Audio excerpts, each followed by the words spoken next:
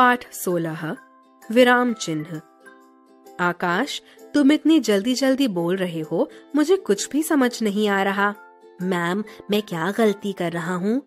बेटा, बोलते समय या लिखते समय विराम चिन्ह का प्रयोग किया जाता है। चलो आज इसी पाठ को सिखाते हैं। विराम चिन्ह।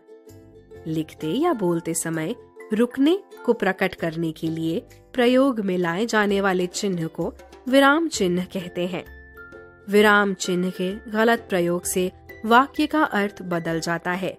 अपने विचारों को ठीक प्रकार से प्रकट करने के लिए विराम चिन्ह का सही प्रयोग आवश्यक होता है।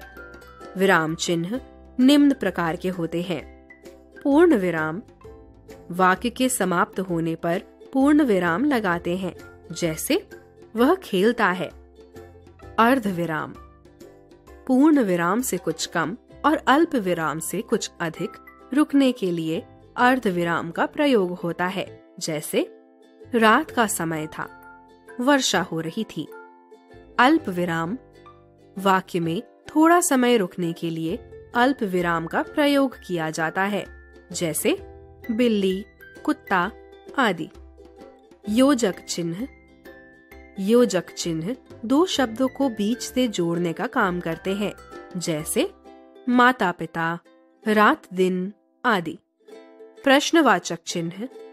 प्रश्न पूछे जाने पर प्रश्नवाचक चिन्ह का प्रयोग किया जाता है, जैसे तुम क्या कर रहे हो? विस्मय बोधक चिन्ह।